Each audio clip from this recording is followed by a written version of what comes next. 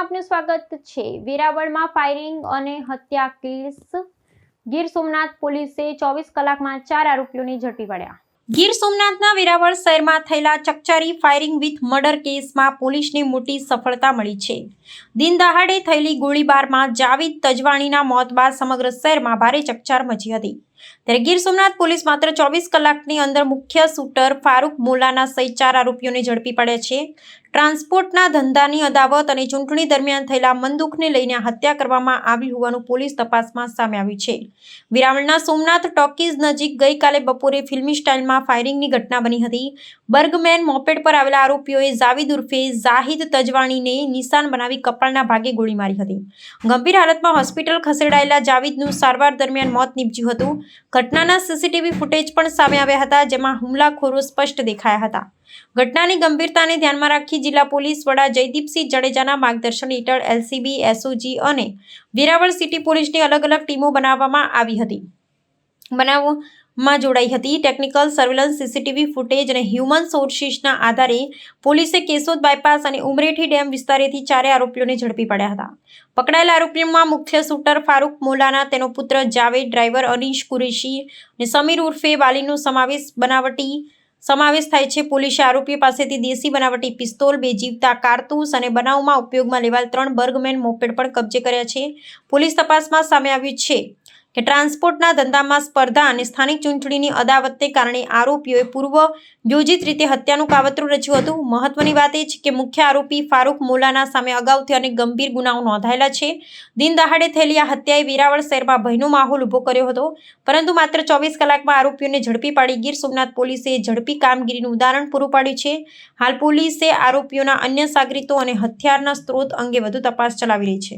આપણે સૌ જાણીએ છીએ, ગઈકાલે વેરાવળ પોલીસ સ્ટેશન વિસ્તારમાં સોમનાથ ટોકીજ પાસે એક ફાયરિંગનો બનાવ બનેલો હતો।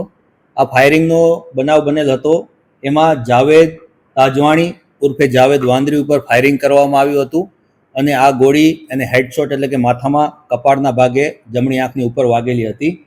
અને આ બનાવના પરિણામે પહેલાં વેરાવળ પોલીસ સ્ટેશનમાં હત્યાના પ્રયાસનો ગુનો નોંધાયેલો હતો અને ત્યારબાદ આ જાવેદ તાજવાણી ઉર્ફે જાવેદ વાંદરીને પહેલાં સરકારી હોસ્પિટલ, પછી મલ્ટી સ્પેશિયાલિટી વિમ્સ હોસ્પિટલ અને ત્યારબાદ વધારે સારવાર માટે જૂનાગઢ ખાતે ખસેડવામાં આવ્યા હતા। અને આ સારવાર દરમિયાન માથામાં ગોળી વાગવાની ઈજાના કારણે તેમનું મૃત્યુ થયેલ છે અને આ સમગ્ર બનાવ હત્યાના બનાવમાં પરિણમ્યો હતો। સમગ્ર બનાવ બન્યો ત્યારથી જ પહેલાંથી જ આરોપી તરીકે વડોદરાના જ ફારૂક મોલાના એફએમનું નામ આવી રહ્યું હતું અને પોલીસે આ દિશામાં તપાસ ચાલુ કરી હતી અને પોલીસને જે શંકાસ્પદ નામ મળ્યા હતા એ શંકાસ્પદ નામ વેરીફાઈ થયા હતા। ત્યારબાદ પોલીસે સોમનાથ જિલ્લા પોલીસ દ્વારા લગભગ 6 જેટલી જુદી જુદી એલસીબી અને એસઓજીની ટીમ બનાવી ફારૂક મોલાના અને એના સાગરીતોને પકડવા માટે આખા જિલ્લામાં જુદી જુદી જગ્યાએ રેડો કરવામાં આવી હતી અને લગભગ વહેલી સવારે 3 થી 4 વાગ્યાના અરસામાં અમારી એલસીબીની ટીમોને આ આરોપીને તમામ 4 આરોપીને પકડવામાં સફળતા મળી છે અને એમના હત્યામાં જે હથિયાર વપરાયું છે, જે દેશી કટ્ટો પિસ્તોલ જેવું એક હથિયાર છે, આ પણ કબજે લેવામાં આવ્યું છે। આમ ગઈકાલે લગભગ 1 વાગ્યાના અરસામાં એટલે કે તારીખ 20 તારીખના બપોરે 1 વાગ્યા બનાવ બન્યો હતો અને 21 તારીખે સવારે લગભગ 3 થી 4 વાગ્યાના ગાળામાં અમે તમામ આરોપીઓને પકડી પાડ્યા છે।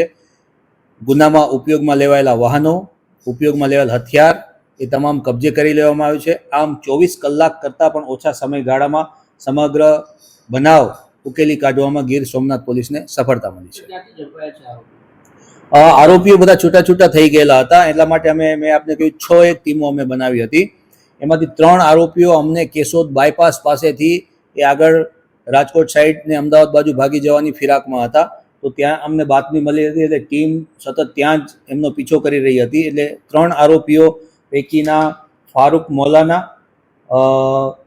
અનીશ રહેમાન કુરેશી અને સમીર ઉર્ફે બાલી યુસુફ, આ લોકોને 3ને કેશોદ બાયપાસ પાસેથી અને આરોપી નંબર જે 2 છે, જે જાવેદ ફારૂક મોલાના છે, આને અમે તલાલા પોલીસ સ્ટેશન વિસ્તારના ઉમરેઠી ડેમ જંગલ વિસ્તારમાંથી પકડી પાડ્યો છે।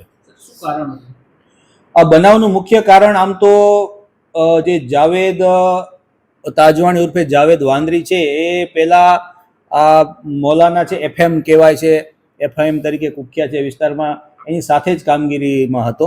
પછી ઘણા સમયથી બંને વચ્ચે નાના મોટા મંદુક ચાલી રહ્યા હતા. એમાં જે ચૂંટણી ગઈ એમાં પણ કોને સપોર્ટ કરવો એ બાબતે પણ થોડું મંદુક હતું. આ ઉપરાંત જે તાત્કાલિક કારણ હતું એ ટ્રાન્સપોર્ટેશનનું કારણ હતું. ફારૂક મૌલાનાનો ફિશ સપ્લાયનો આસામ ગુવાહાટી સાઇડ ફિશ સપ્લાયના ટ્રકના કોન્ટ્રાક્ટ ચાલે છે. તો આ કોન્ટ્રાક્ટ આના લગભગ 10-15 વર્ષથી આ કોન્ટ્રાક્ટનું કામ કરે છે. પરંતુ એને એવી માહિતી મળી કે જ્યાં જાવેદ તાજવાણી ઉર્ફે જાવેદ વાંદરી છે એ લોકો પણ આ ટ્રાન્સપોર્ટેશનમાં ફિશ સપ્લાયના ટ્રાન્સપોર્ટેશન ઉદ્યોગમાં ઝંપલાવી રહ્યા છે. તેથી એને પોતાનો કોમ્પિટિટર ઊભો થયેલો દેખાઈ રહ્યો હતો. એટલે આ લોકો વચ્ચે આ બાબતે પણ લગભગ છેલ્લા અઠવાડિયાથી નાની મોટી ઘર્ષણ બોલાચાલી થતી હતી કે ભાઈ તું આ ધંધામાં આવીશ તો ફારૂક મૌલાનાને એવો ડર હતો કે ભાઈ અમારા ધંધાની જે મોનોપોલી છે એ તૂટી જશે. તો મુખ્ય આ તાત્કાલિક કારણ આ છે. બંને પક્ષે ફરિયાદ છે. ફારૂક મૌલાના ઉપર લગભગ આપણે જોઈએ તો 10 થી વધારે જુદી જુદી સેક્શનમાં હત્યાનો આપણે મર્ડર છે, હત્યાનો પ્રયાસ છે, એવા સંગીન અપરાધો એના ઉપર ઓલરેડી નોંધાયેલા છે. સામે મરણ જનાર વિરુદ્ધમાં પણ ઘણા બધા ગુનાઓ નોંધાયેલા છે અને એ ગુજસી ટોકના પણ આરોપી રહ્યા છે. કોના ભત્રીજા? ના, એ જ્યારે આ લોકો બીજી પણ એક FIR નોંધાણી છે. એ FIR જેમાં આમાં હત્યાનો પ્રયાસ 307 દાખલ કરી છે. IPCની જે જૂની કલમ હતી 307 દાખલ કરી. એમાં હાથના ભાગે એને કુવાડી અને તલવાર જેવા ગંભીર પ્રકારના હથિયારોથી ઈજા પહોંચાડવામાં આવી છે. આ બીજી FIR અમે દાખલ કરી છે. એમાં પણ 2 આરોપી છે. એમાં એક આરોપી છે રફીક કરીને, એને અમે અરેસ્ટ કરી લીધો છે. એમાં એક આરોપી અરેસ્ટ કરવાનો બાકી છે. તો એ આ ઘટનાને જ સંલગ્ન ઘટના છે, એ કોઈ બીજો અલગ બનાવ નથી. સાહેબ, આરોપીના મૃતકના પરિવારજનોએ એવું કીધું છે કે ફારૂક મૌલાનાને એ લોકો છેલ્લા અઠવાડિયાથી એના જે મૃતક છે એની ઉપર હુમલાનો અને હત્યાનો પ્રયાસ કરવાના હતા અને કંઈક ને કંઈક રફીક મૌલાના એનો મુખ્ય ષડયંત્રકાર છે. તો એનું નામ આમાં છે કે કેમ? તપાસમાં આવ્યું છે કે? અત્યારે જે અમને પ્રાથમિક દ્રષ્ટિએ માહિતી મળી છે એ આ પ્રકારે છે કે છેલ્લા લગભગ 1 વીકમાં જાવેદ તાજવાણી ઉર્ફે જાવેદ વાંદરી અને ઇમરાન ચીપા દ્વારા એક ગુપ્ત મીટિંગ કરવામાં આવી હતી. આ મીટિંગમાં સામે પક્ષે એટલે કે ફારૂક મૌલાનાને એના પક્ષે નુકસાન પહોંચાડવાનું અથવા તો એમને સીધા કરવાનું આ લોકોની એક મીટિંગ ગુપ્ત રીતે મળેલી હતી એવી અમને અત્યારે બાતમી છે. આ બાતમી સામે ફારૂક મૌલાના અને એ લોકોને મળતા એ લોકો પણ તૈયારીમાં હતા. અને મીનવાઇલ આ રસ્તામાં જે કાલે જે બનાવ બન્યો છે એ કોઈ મતલબ પ્રી પ્લાન બનાવ હતો એવો નહોતો કે ભાઈ આજે આને આ જગ્યાએ પતાવી દેવો છે, એવો કોઈ બનાવ નહોતો. પરંતુ ગઈકાલે બપોરે એ વિસ્તારમાં લાઇટ ગઈ હશે એટલે આ જે ફારૂક મૌલાના પોતાનું 2 વ્હીલર લઈ અને પોતાની એક બીજી જગ્યાએ ફાર્મ હાઉસ ઉપર જતો હશે. મીનવાઇલ રસ્તામાં એને જાવેદ તાજવાણી ઉર્ફે જાવેદ વાંદરી મળી ગયો. ત્યાં રસ્તામાં થોડીક બોલાચાલી થઈ અને ટ્રાન્સપોર્ટેશન બાબતે ચર્ચા થઈ કે ભાઈ FM ફારૂક મૌલાનાએ એવું કીધું આને કે ભાઈ તું આ ધંધામાં શા માટે ઉતરી રહ્યો છે, જ્યારે તને ખબર છે આપણે ભેગું સાથે કામ કર્યું છે, તો તું આ ધંધામાં મને નુકસાન થાય એના માટે શું કામ તું કોમ્પિટિશન ઊભું કરવા જઈ રહ્યો છે. 2 જણા વચ્ચે ત્યાં બોલાચાલી થાય છે. બોલાચાલીમાં આની પાસે જે મેં અમને કીધું કે અગાઉની એની પાસે બાતમી હતી કે આ લોકો એમને નુકસાન પહોંચાડી શકે છે શારીરિક રીતે, એટલે આ થોડોક પોતાની તૈયારીમાં હતો અને આ લોકોને પણ એ લોકો જે 8-10 જણા હતા એ તૈયારીમાં હતા કે આ લોકો આપણા પર ગમે ત્યારે હુમલો કરશે.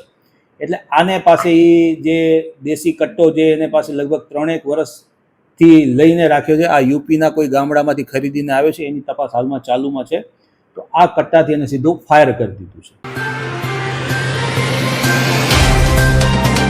तो व्हाट्सएप, ट्विटर, फेसबुक, इंस्टा जहाँ भी आपका अकाउंट है इसे शेयर बटन के द्वारा वहाँ पर शेयर करें।